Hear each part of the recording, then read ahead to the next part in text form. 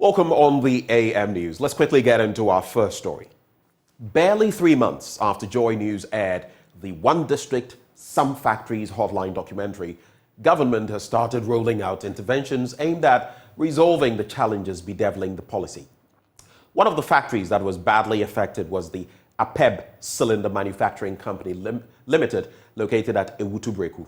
Now, over 200,000 cylinders were locked up at the factory because the company was facing an unhealthy competition from a foreign company. The producer of the documentary, Richard Kwejunyako, went back to the factory to find out what had changed. Here's what he found. And so now, if you come to our factory, you'll be shocked. We are now getting to almost close to 200,000 cylinders. We cannot send one out because of what these guys are doing. These Chinese, they just came in, took over the market, cut the price down, and probably they are doing this for some time. So they realize that the Ghanaian factories have died down. This was the situation with the APEB Cylinder Manufacturing Company, one of the companies under government One District, One Factory located at Ewutu-Breku. The company was limping badly, and the thought of shutting it down became very imminent. China developed their country, they blocked everybody, and they developed their country. Deliberate policies, protecting themselves and making sure they got to where they are. Now they are rich and they are now hitting us. The chief executive of the company was distraught, broken, and felt all hope was lost.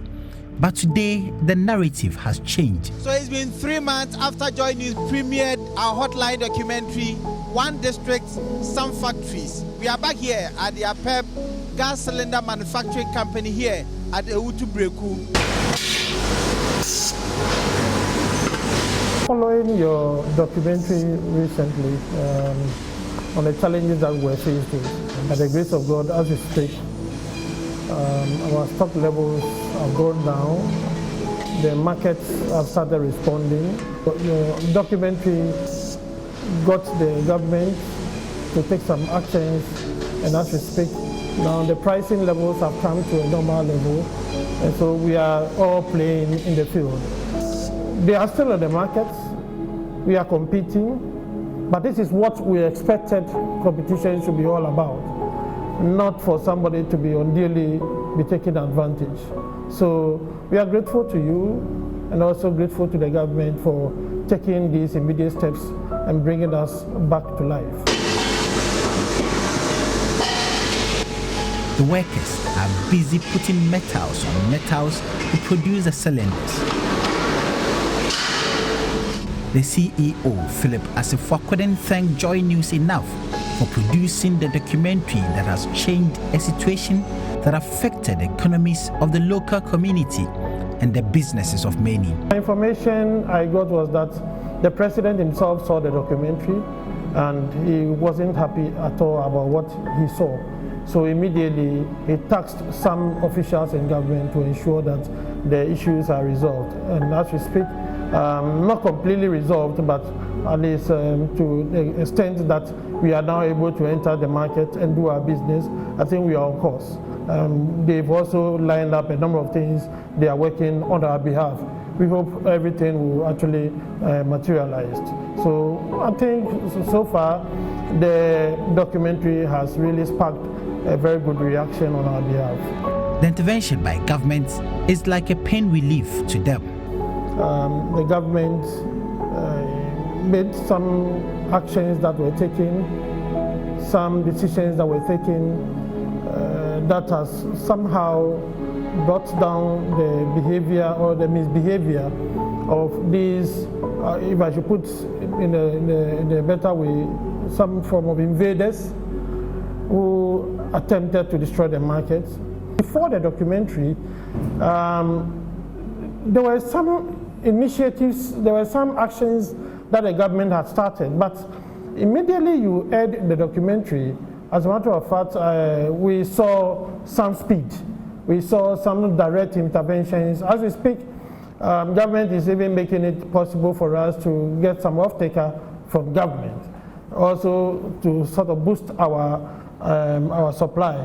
So these are efforts that are coming as a result of your initiative, your documentary.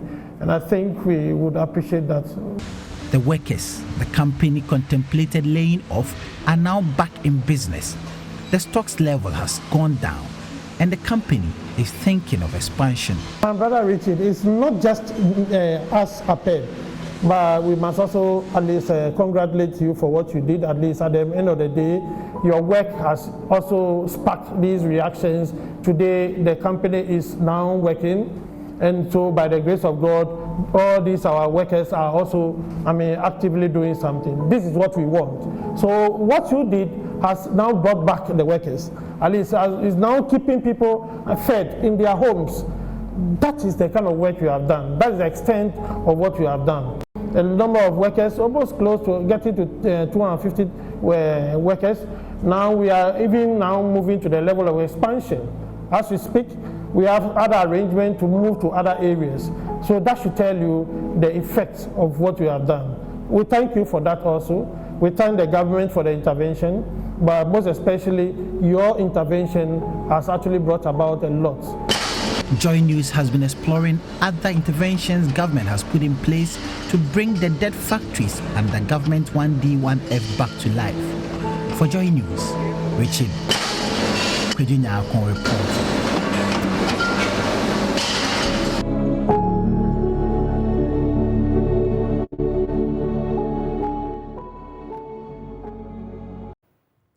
Let's head up north now to the Savannah region, where 3 weeks after the conflict between Gonjas and Mamprusis in Lukula in the North Gonja district of the Savannah region, which led to the death of one person and the burning of several houses and property, residents have begun to return to the community. The one-time busy town is now very silent, with people grouped under trees, minding their business. Business such as selling and buying, as well as tailoring, have all been brought to a halt. The people appealed to government to intervene to bring lasting peace to the area. Joy News' Savannah regional correspondent Isaac Nonya was in the community and came through with this report. Residents of the Lukula community have returned after fleeing a conflict there 3 weeks ago. The community looks broken. Groups of people are seen gathered under trees in the community discussing their fate. Farmers in this community say despite the fact that they have invested more in their farms, they cannot go for fear of being attacked and have thus left the farms at the mercy of grazing cattle. Madam Nachina Sarah is one of the residents here. Look at some of them, they are sewing machines. Those who struggle and go to Cairo to get money to come and also learn something, so that they will also be self-independent. Everything, the stores, and the women, look at the children. Even up to now that we are standing, it's not all the children and the women that are here. We don't know where some of them they are whereabouts. And those who have even returned, yesterday it was like a funeral endeavor. Everybody, they were just crying. She says the conflict has had negative impact on the members of the Lukula community. Because their clothing, bowls, what and what, everything is condemned. They don't have anything. Even they share they share fruit that they pick. This is the season. Even everything burned into ashes. Nothing. Their foodstuffs, ingredients, everything, nothing. They don't have anything again. Because when they just came and it was just like a surprise to them. So when they were running and everywhere shooting boom boom, you are even trying to escape and save your life. How can you even have time with these children? How can you run with these children? Another resident, Abdul Rahman Yakubu, says many of the victims were still living in the bushes without water and food. We are farmers here, but they have burnt everything belonging to us. Our houses, our cutlasses, our women's pots, which they use to fetch water. We want to appeal to the government, stakeholders, and chiefs to come to our aid. With the little that we were able to farm this season, the cattle have destroyed everything. We have lost everything. The dresses we are wearing now are what we were left with.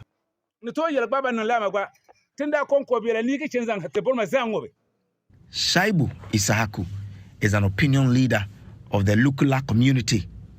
He blames the National Disaster Management Organization, NADMO, for failing to visit the community since the conflict broke out. NADMO has never been here before, even when it happened in 2019. Something ever happened in 2019. No NADMO officer came here to sympathize us. Madam Nachna Sarah appealed to the government to speed up the demarcation of the boundary between the two traditional areas to bring lasting peace.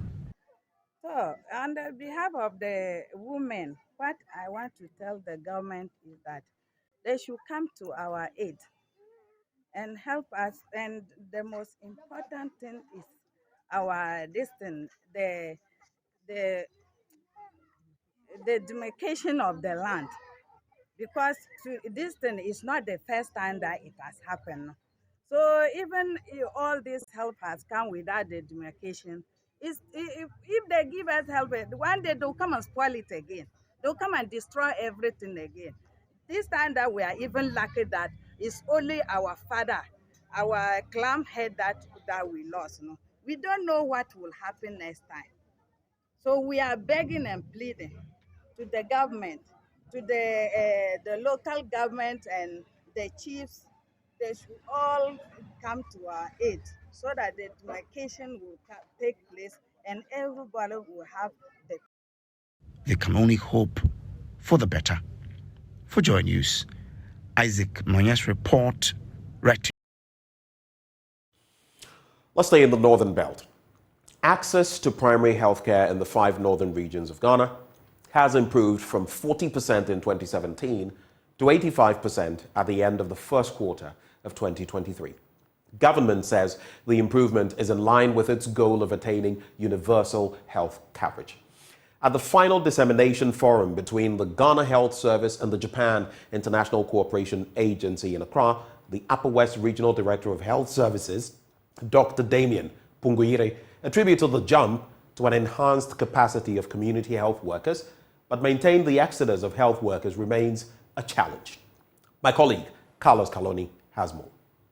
To fast-track universal health coverage, the Ministry of Health commenced the Strengthening Health Systems program through the Organization of Communities project in 2017 with the support from the Japan International Cooperation Agency, JICA, in the 5 northern regions of Ghana. 6 years on, access to healthcare gap has jumped from 40% in 2017 to 85% in 2023. The number of trained community healthcare professionals also witnessed an increase from 574 in 2017 to 1,706 at the end of first quarter of 2023, representing a net gain of 1,132.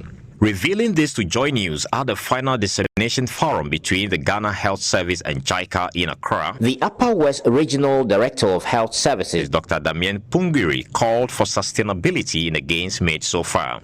We were around 40% in 2017. As at the end of the first quarter in 2023, we are currently around 85%. That is a remarkable improvement over where we came from. In terms of human resource capacity for service delivery, at the beginning we had 574 community health officers. We are dealing with about 1,706 CHOs who have been trained for the interventions of this program. In spite of these gains, Dr. Punguire lamented the exodus of health professionals as a major challenge hampering the attainment of the universal health coverage in the regions. It has to do with better conditions elsewhere. You know, after the COVID-19 pandemic, a lot of them are moving to UK, US, you know, for better opportunities. Others are also living down south because those areas have at least better schools and access to social amenities. So there is internal exodus and then external exodus. Deputy Minister of Health, Asesini, said the Chiefs Compound concept would be scaled up to ensure improved retention of health workers. The ministry is trying to develop incentives that will let the nurses stay there and work. And with this Jaka issue, we are now going to scale it up so that they can provide some basic logistics at areas where they put the cheap compounds there. So we are trying to make sure that apart from building the structures, also make sure that the people who work within the structures should be well accommodated, given all the necessary amenities, and all the necessary logistics and medicine should be available. On her part, the Chief Representative Officer of JICA in Ghana, Momoko Suzuki, noted the agency will continue its collaboration with the government of Ghana to help improve retention of health workers. I think all the stakeholders understand the challenge, and also the GHS sees the challenges. And I think it's something that also the Ghanaian side has to think about how we can retain the staffs in the communities, in the villages. So in the next project, we'll be having an advisor, but we will think together on how we can solve this big challenge. So even though successes have been chalked in the 5 northern regions, there still remain challenges that the government should consider to close in terms of exodus of health professionals up north. Reporting from the forum here in Accra, my name is Carlos Caloni for Joy News. Now, the Park Ranch roundabout in Takoradi is named after one of Ghana's founding fathers, George Park Grant, the timber merchant from the western region who paid for Dr. Kwame Nkrumah to travel down to Ghana from abroad to lead Ghana's fight towards independence. Today, a place that bears his name has been abandoned by the government, and deeper potholes have taken over the area, causing huge traffic in rush hours in Takoradi. Samuel Kojo-Brace traveled to Takoradi and came through with this report.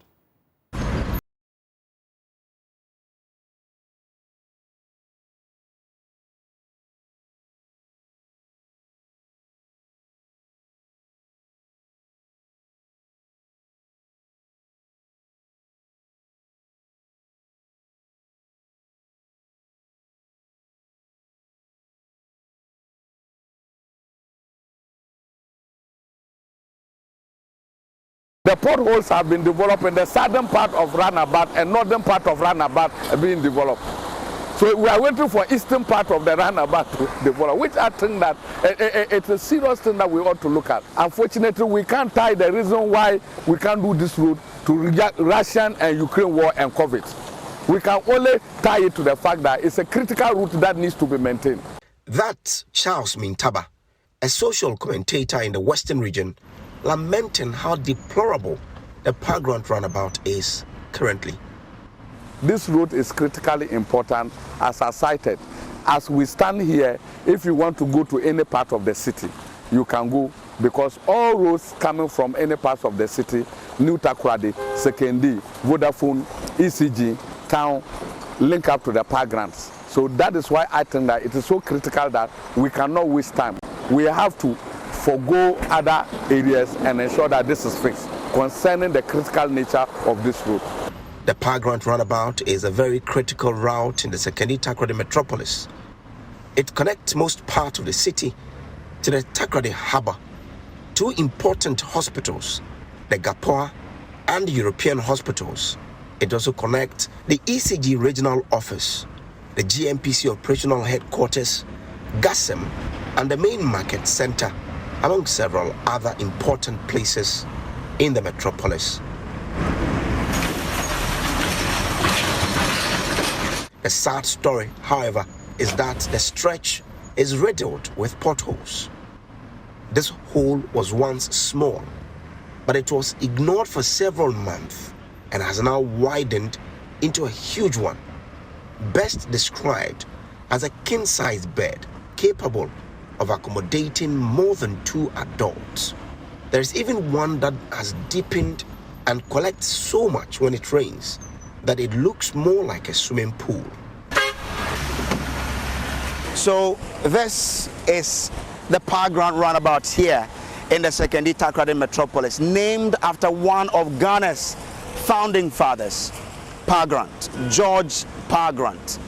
But as we speak, how do we as a country intend to honor his memory? What we've decided to do is to honor him with potholes. Like you see behind me, several potholes surround this roundabout. So, in our estimation, the best way to honor someone who did his best for this country, Ghana, is to rather allow potholes to build up around a place we named after him. Charles Mintaba is not happy. So let's assume that Parkland was seated here alive. Will we allow this road to deteriorate to this state? There are people who will not want to pass here just because of the state of this road. So if we named this place after Parkland, and the actions and inactions of city authorities have gotten to a state that we cannot work on it, and people who would have passed here to honor Parkland don't pass here, what have we done to Parkland? And for me as a resident, that is what goes through my mind. We stood here just for the past 1 hour. You realize that there are some big trucks that they had to tow off from this place because of the deteriorating nature of the road. It has gotten it has gotten to a state that when it rains and you are in town, you have to decide to change your routes, because if you don't take time, you may be locked up here. He wonders why authorities have allowed the Parkland runabout to deteriorate to this level. Because the money involved in fixing this road, I don't think that it is something that some individuals cannot do. But we are in a country that when you have your money to come and fix the road, they will tell you that city planners will have to. So what at all is the problem that city planners cannot fix now? Knowing the critical nature this road is. If you are coming from Sekendi, you have to use this route.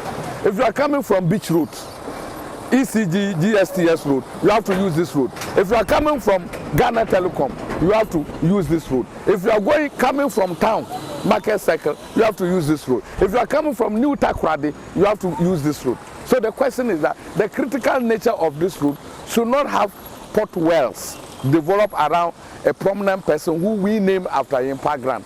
And that is why I think that it is a state of emergency.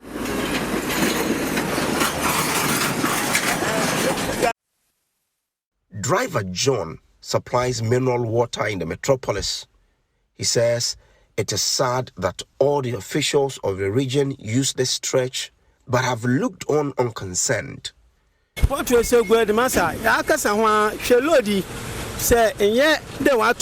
complained about the potholes several times, but nothing is done about it. If some of my load had not been bought, all of it would have poured onto the road now. Meanwhile, we pay tax. The regional minister, the MPs, and other big officials use this road daily, but they seem not to care. We are really suffering, buying spare parts, especially our ball joints.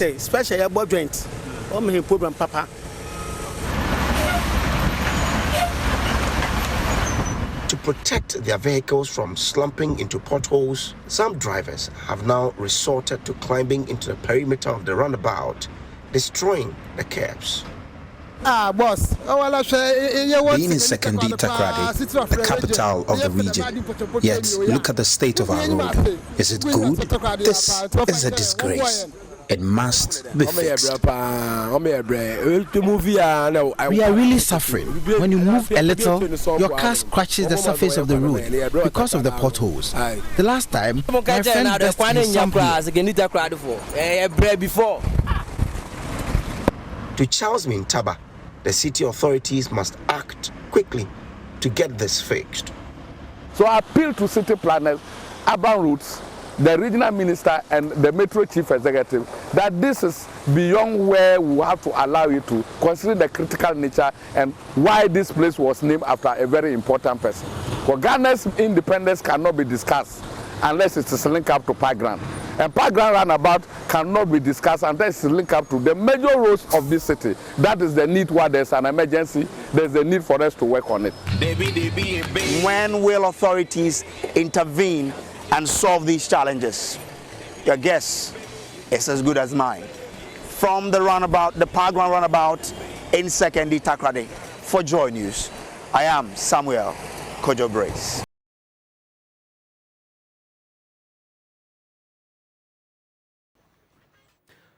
A rather deplorable and sad state on which to cap off the news, but that's how we wrap it up. Do stay with us. We have more action coming your way via the News Review. We'll be right back.